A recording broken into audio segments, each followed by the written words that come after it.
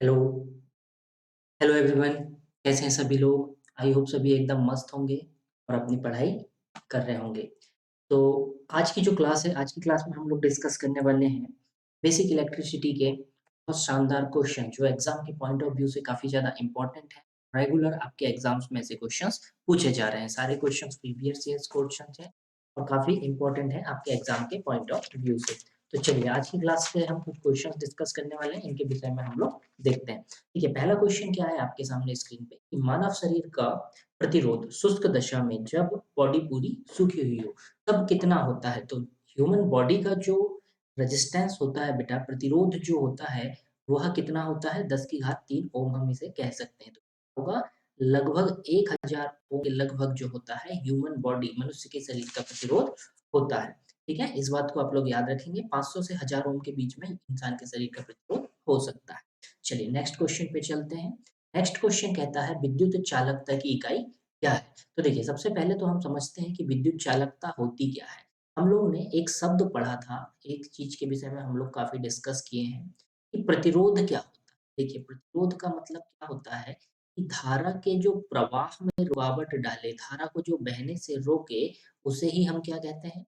प्रतिरोध कहा जाता है। धारा के प्रवाह में रुकावट को ही क्या कहा जाता है? प्रतिरोध कहा जाता है। और इसका जो जस्ट अपोजिट होता है, प्रतिरोध का जो जस्ट विपरीत होता है, अर्थात जो धारा के प्रवाह में सहायक हो, जो धारा के प्रवाह में सहायता प्रदान करे या सहायक हो, उसी गुण को हम क्या कहते हैं? चालकता उसे कहा जाता है। अब यदि हम प्रतिरोध की बात करें तो प्रतिरोध को हम प्रदर्शित करते हैं आर से, इसका मात्रक क्या होता है? ओम। और चालकता को हम प्रदर्शित करते हैं किससे? रो से। इस रो इज इक्वल टू क्या होता है? 1 अपॉन आर। इसका मात्रक क्या होगा? 1 बटे ओम। और 1 बटे ओम को ही हम क्या लिख सकते हैं? या तो हम लिख सकते हैं ओम इनवर्स या प्रति ओम, या इसे ही हम क्या कहते हैं? म्यो के नाम से इसे जाना जाता है। इसका सही आंसर क्या हो जाएगा? मो। ऑप्शन नंबर सी इस क्वेश्चन का सही आंसर हो जाएगा। चलिए नेक्स्ट क्वेश्चन पे चलते हैं। नेक्स्ट क्वेश्चन देखते हैं। निम्नलिखित में से किस तत्व की विद्युत चालकता सर्वाधिक होती है? अब देखिए ऑप्शन में आपके सामने दिया है तांबा, जिसका हम सामान्य रूप से उपयोग करते हैं। हमारी जो केबल्स होती हैं हम तांबे का उपयोग करते हैं। दूसरा हमारे पास चांदी है, जिसका उपयोग हम कॉन्टैक्ट पॉइंट या संयोजन बिंदु बनाने के लिए करते हैं।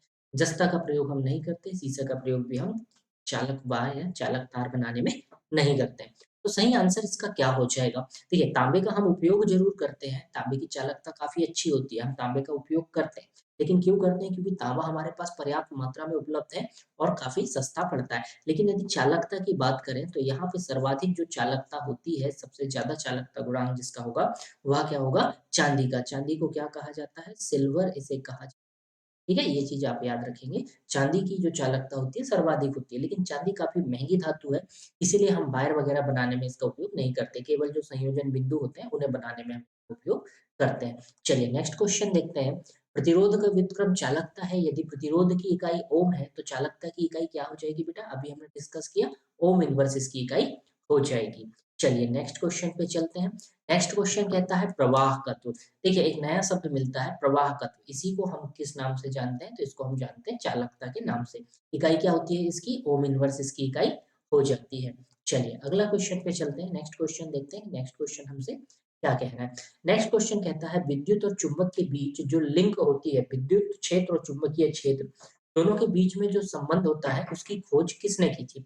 विद्युत और चुंबक के बीच में। तो देखिए हमने कुछ नियम पढ़े हैं, एक नियम के विषय में मैं आपको बताता हूँ कि हमने एक नियम पढ़ा था फैराडे का विद्युत चुंबकीय प्रेरण संबंधी नियम। विद्युत चुंबकीय प्रेरण का नियम, हमने ये नियम डिस्कस पढ़ा हुआ है। तो किसने खोज की थी इनके बीच की लिंक की? माइकल फैराडे ने इनकी खोज की थी। इन्हीं के हम 2 नियम पढ़ते हैं, विद्युत चुंबकीय प्रेरण से संबंधित नियमों को हम लोग पढ़ते हैं। तो क्या ऑप्शन हो जाएगा आंसर आपका? माइकल फैराडे ने इनकी खोज की थी। चलिए नेक्स्ट क्वेश्चन देखते हैं कि टेस्ला किस चीज़ की इकाई है? तो टेस्ला किस चीज़ की इकाई होती है बेटा? तो आप लोग याद रखेंगे टेस्ला इकाई होती है प्रेरण की। ठीक है? इंडक्शन की जो इकाई होती है उसे हम कह सकते हैं टेस्ला होती है। चलिए अगला क्वेश्चन देखिए, चालक का प्रतिरोध किसके साथ बढ़ जाता है? हमारे पास कुछ ऑप्शंस दिए हैं, लंबाई में वृद्धि, तापमान में वृद्धि, अनुप्रस्थ काट में कमी या सभी। तो देखिए सबसे पहले जो किसी भी चालक का प्रतिरोध होता है, वह किन-किन बातों पर निर्भर करता है ये आपको पता होना चाहिए। तो सबसे पहली बात, किसी भी चालक का जो प्रतिरोध होता है ना बेटा, देखो प्रतिरोध का जो चालकता होता है, चालक की लंबाई के समानुपाती होता है। अर्थात समानुपाती का मतलब कि लंबाई बढ़ेगी तो प्रतिरोध बढ़ेगा। मतलब कि पहला ऑप्शन हमारा बिल्कुल सही हो गया, कि लंबाई में वृद्धि के साथ प्रतिरोध बढ़ता है। दूसरा, सेकंड हमारे पास क्या होता है, R जो होता है समानुपाती 1/A के। 1/A, A का मतलब यहाँ पे क्या होता है? कटाक्ष क्षेत्रफल। देखिए कटाक्ष क्षेत्रफल यहाँ पे हमारे पास आ जाएगा। कटाक्ष क्षेत्रफल क्या होता है? Cross sectional area. यदि आप एक तार को देखेंगे तो ये जो एरिया होगा, ये किस आकार में होगा? वृत्ताकार। तो इसका कटाक्ष कैसा होगा? वृत्ताकार। तो ये कहलाता है हमारा कटाक्ष क्षेत्रफल। कटाक्ष क्षेत्रफल के कैसे होता है ये? व्युत्क्रमानुपाती होता है। व्युत्क्रमानुपाती का मतलब क्या होता है? क्षेत्रफल बढ़ेगा तो प्रतिरोध घट जाएगा। मतलब कि हमसे क्वेश्चन में क्या पूछा है? प्रतिरोध किसके साथ बढ़ जाता है? यदि क्षेत्रफल में कमी होगी, तो प्रतिरोध अपने आप बढ़ेगा। और एक चीज और आप याद रख सकते हैं कि जो चालकों का प्रतिरोध होता है, वह सीधे-सीधे तापमान के समानुपाती होता है। यदि तापमान में वृद्धि होगी, तो प्रतिरोध में भी वृद्धि होगी। तो हमारे यहाँ पे तीनों ऑप्शन सही हो जाते हैं, तो हम जाएँगे ऑप्शन नंबर डी के साथ कि सारे ऑप्शंस जो हैं हमारे, सारे ऑप्शंस बिल्कुल सही हैं। चलिए, अब अगला क्वेश्चन देखते हैं कि बिजली के बल्ब किस में अर्धित या रेटेड किया जाता है। देखिए बिजली के जो बल्ब होते हैं उनकी जो रेटिंग्स हमें दी जाती है, जैसे हम कोई भी यदि लाइट खरीद कर लेकर आते हैं तो नॉर्मली हम लोग आज की डेट में क्या खरीदते हैं, हमें एक एलईडी चाहिए होती है, कितने की?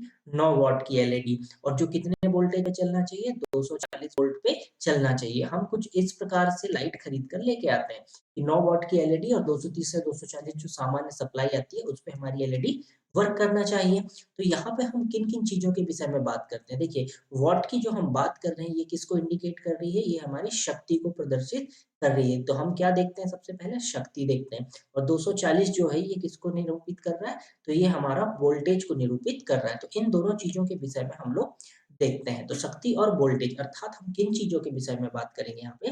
धारा और शक्ति और वोल्टेज के विषय में हम किसी भी बल्ब को खरीदते समय बात करते हैं। चलिए नेक्स्ट क्वेश्चन आपके सामने, कि निम्नलिखित में से कौन-सा विद्युत का चालक है? अब देखिए विद्युत के चालक के विषय में दिया गया है। सबसे पहला ऑप्शन रबड़, आप जानते हैं रबड़ विद्युत का क्या है? कुचालक है। श बेंजीन हम छोड़ सकते हैं, ये भी विद्युत का कुचालक है। अब हमारे पास 2 ऑप्शन बचते हैं। तो शुद्ध जल जो होता है, यदि हम शुद्ध जल की बात करें, तो शुद्ध जल के रूप में हम क्या ले सकते हैं? जैसे हम डिस्टिल्ड वाटर जिसे कहते हैं, डिस्टिल्ड वाटर। तो ये आप लोग जानते होंगे कि डिस्टिल्ड जो वाटर होता है, ये विद्युत का कुचालक होता है। इसमें से विद्युत धारा प्रवाहित नहीं होती, और हम जो जल सामान्यतः हम लोग उपयोग करते हैं पीने के लिए, ये कौन-सा जल होता है? लवण जल। ये विद्युत का कैसा होता है? ये होता है सुचालक। इसमें से विद्युत धारा प्रवाहित हो जाती है, तो हमारा ऑप्शन क्या जाएगा? लवण जल एक ऐसा पदार्थ है जिसमें विद्युत का चालक यहाँ पे हो जाएगा। चलिए नेक्स्ट क्वेश्चन पे चलते हैं। नेक्स्ट क्वेश्चन आपसे क्या कहता है कि अति निम्न तापमान पर कुछ पदार्थों का अति निम्न तापमान पर विद्युत का जो प्रतिरोध है, शून्य हो जाता है। जैसे ही यदि हमारे पास कोई एक वायर है, इसका कुछ रेजिस्टेंस है, प्रतिरोध। अब हम जैसे-जैसे तापमान को कम करते जाते हैं, जैसे-जैसे तापमान बहुत कम करते जाते हैं, तो एक स्थिति ऐसी आती है कि यहाँ पे प्रतिरोध हो जाता है 0। अब यदि प्रतिरोध 0 हो गया, रुकावट बिल्कुल खत्म हो गई, तो ये तो बहुत ज़्यादा चालक हो गया। बहुत ज़्यादा चालक हो गया, तो ऐसे पदार्थों को हम कहते हैं अतिचालक पदार्थ। तो ये क्या हो जाएगा हमारा आंसर यहाँ पे? अतिचालकता या अतिचालक पदार्थ वे कहलाते हैं। चलिए नेक्स्ट क्वेश्चन देखते हैं। नेक्स्ट क्वेश्चन हमसे क्या कह रहा है कि जिन पदार्थों में अनंत विद्युत प्रतिरोध होता है, उन्हें क्या कहलाता है? अनंत विद्युत प्रतिरोध मतलब जिनका जो प्रतिरोध हो वह कैसा हो? इनफाइनाइट हो। अनंत का मतलब बहुत ज़्यादा उसमें रुकावट यदि उत्पन्न हो रही है, तो उस पदार्थ को हम क्या कहेंगे? तो देखिए अनंत विद्युत प्रतिरोध या बहुत ज़्यादा रुकावट वाले पदार्थ को हम कहते हैं विद्युत रोधी। जैसे यदि हम बात करें सूखी लकड़ी की, सूखी लकड़ी में आप कितना भी वोल्टेज लगा लीजिए 2 सिरों के मध्य में, कभी भी उसमें धारा प्रवाहित नहीं होगी। इसका मतलब कि उसका जो प्रतिरोध है वह अनंत है, और उसे ही हम क्या कहते हैं? विद्युत रोधी, या इसे ही हम एक और नाम से क्या जानते हैं? कुचालक, और इंग्लिश में कहें तो इसे हम कहते हैं इंसुलेटर। ठीक है? इसे हम क्या कहते हैं? इंसुलेटर आप इसे कहते हैं, या इंसुलेशन आप इसे कह सकते हैं। चलिए नेक्स्ट क्वेश्चन पे चलते हैं। नेक्स्ट क्वेश्चन देखते हैं कि नेक्स्ट क्वेश्चन आपसे क्या कह रहा है। सुपर कंडक्टर की चालकता कितनी होनी चाहिए? देखिए सुपर कंडक्टर का मतलब हो गया अतिचालक पदार्थ या अतिचालक वस्तु। अतिचालक पदार्थ की चालकता कितनी होनी चाहिए? तो अतिचालक पदार्थ मतलब क्या होता है? जिसका प्रतिरोध हो जाए 0। अब यदि प्रतिरोध 0 हो गया तो चालकता कैसी हो जाएगी? अनंत हो जाएगी। अनंत का मतलब क्या होता है? असीमित चालकता इसकी हो जाएगी। चलिए नेक्स्ट क्वेश्चन देखते हैं। नेक्स्ट क्वेश्चन आपसे क्या कह रहा है कि एक आदर्श वोल्टमीटर की प्रतिरोधकता कितनी होनी चाहिए? अब देखिए, जैसे यदि आपके पास कोई परिपथ है, उसमें आपने कोई एक प्रतिरोध लगाया है। आप चाहते हैं आप इसका वोल्टेज नापें, आप इसका विभवांतर नापें, तो आप वोल्टमीटर को कहाँ पे लगाएँगे? पैरेलल में। पैरेलल में लगा रहे हैं, अब आप देखेंगे कि यदि आप इसमें कोई सप्लाई यहाँ से देते हैं, तो यदि करंट यहाँ है, यहाँ I आ रहा है, तो अब यहाँ के बाद करंट को आगे जाने के लिए 2 रास्ते हैं। लेकिन आप चाहते हैं कि वोल्टमीटर से करंट नहीं जाना चाहिए, जो सारा का सारा करंट है वो इस प्रतिरोध से ही प्रवाहित हो। तो यहाँ पर यदि वोल्टमीटर में हम करंट को रोकना चाहते हैं, तो इसका जो रेजिस्टेंस या जो प्रतिरोध होना चाहिए, वह कितना होना चाहिए? इनफाइनाइट रेजिस्टेंस यहाँ पे होना चाहिए। बहुत ज़्यादा असीमित यदि इसका प्रतिरोध होगा तो वोल्टमीटर में से धारा प्रवाहित नहीं होगी। सारी की सारी धारा आपका जो लोड लगा हुआ है, जो रेजिस्टेंस आपने लगाए हैं, इसमें से प्रवाहित हो जाएगी। तो आदर्श वोल्टमीटर का प्रतिरोध कितना होता है? तो आप याद रखेंगे, आदर्श वोल्टमीटर का प्रतिरोध होता है अनंत और आदर्श अमीटर का कितना होता है? तो आप याद रखेंगे, आदर्श अमीटर का प्रतिरोध क्या होता है? तो आदर्श अमीटर का प्रतिरोध होता है 0। ठीक है? चलिए नेक्स्ट क्वेश्चन पे चलते हैं। नेक्स्ट क्वेश्चन देखते हैं आपसे क्या कह रहा है। निम्नलिखित में से सबसे बढ़िया विद्युत रोधी पदार्थ कौन-सा है? सबसे अच्छा कुचालक कौन-सा है? देखिए ऑप्शन आपको दिए हैं, लकड़ी एक कुचालक है, कपड़ा भी कुचालक है, काँच और कागज सारे के सारे यहाँ पे कुचालक पदार्थ दिए। अब आपसे पूछ रहा है कि सबसे अच्छा कुचालक पदार्थ कौन-सा है? तो सबसे अच्छा कुचालक पदार्थ के लिए आपको इनकी डाइइलेक्ट्रिक स्ट्रेंथ देखना होगा। तो सबसे ज़्यादा जो डाइइलेक्ट्रिक स्ट्रेंथ होती है या करंट को सहन करने की क्षमता होती है, वह किसमें पाई जाती है? काँच में। काँच सबसे बढ़िया आपका विद्युत रोधी पदार्थ हो जाएगा यहाँ पे आंसर। चलिए, अब देखते हैं कि जो ठोस उच्च ताप पर विद्युत का वहन करते हैं परंतु निम्न ताप पर नहीं, वे क्या कहलाते हैं? देखिए बेटा, हमने जो पदार्थ पढ़े थे, पदार्थ हमने पढ़ा है कुछ 3 कैटेगरी में।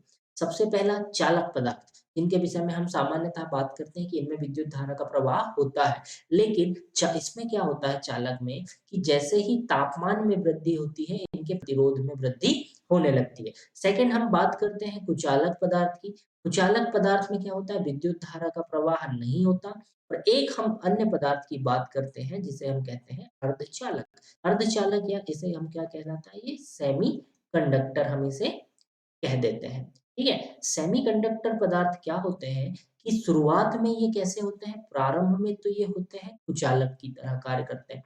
लेकिन जैसे ही आप तापमान में वृद्धि करते जाते हैं, इनमें चालकता का गुण आते जाता है। तो निम्न तापमान पर तो ये कुचालक होते हैं, लेकिन तापमान में वृद्धि पर ये कैसे हो जाते हैं? चालक हो जाते हैं। तो ये कौन से पदार्थ हो जाएँगे? अर्धचालक। अर्धचालक के रूप में हम किन पदार्थों की बात करते हैं? तो हम बात करते हैं सिलिकॉन की और जर्मेनियम की हम यहाँ पे बात करते हैं। चलिए नेक्स्ट क्वेश्चन चलते हैं, नेक्स्ट क्वेश्चन देखते हैं क्या कहता है।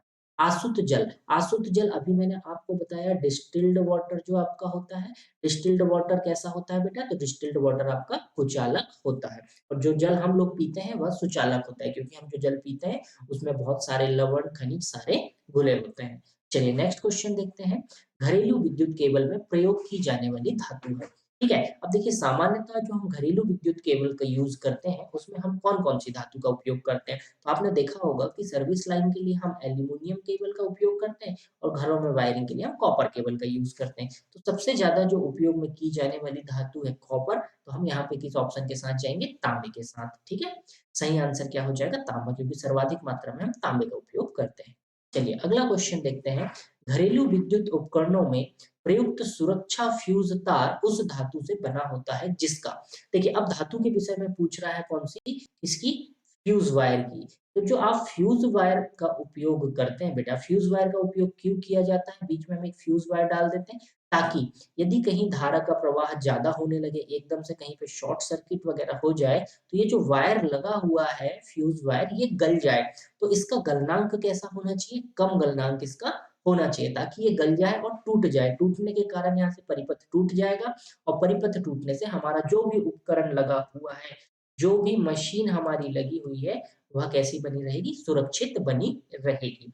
हम किसका उपयोग कर सकते हैं इसमें? फ्यूज़ वायर का। कैसा? जिसका गलनांक कम हो। चलिए आज का लास्ट क्वेश्चन देखिए, ओम का नियम किसके बारे में सही है? तो देखिए ओम का जो नियम है, ओम का नियम क्या कहता है कि V समानुपाती होता है I के। हम यहाँ पे समानुपाती हटाते हैं, V is equal to I to R हमें लिखते हैं ओम का नियम कि किसी चालक में शुरुआत में ही जब ओम का नियम पढ़ते हैं तो आता है किसी चालक में। तो ये नियम किसके लिए दिया गया है? केवल चालकों के लिए यह नियम लागू होता है। आई होप आपको आज के सारे क्वेश्चंस क्लियर हो गए होंगे। ठीक है? सारे क्वेश्चन जो हैं आपकी परीक्षा की दृष्टि से आप बहुत महत्वपूर्ण हैं, तो इन सारे क्वेश्चंस को आप लोग एक बार फिर से रिवाइज़ कर लीजिएगा।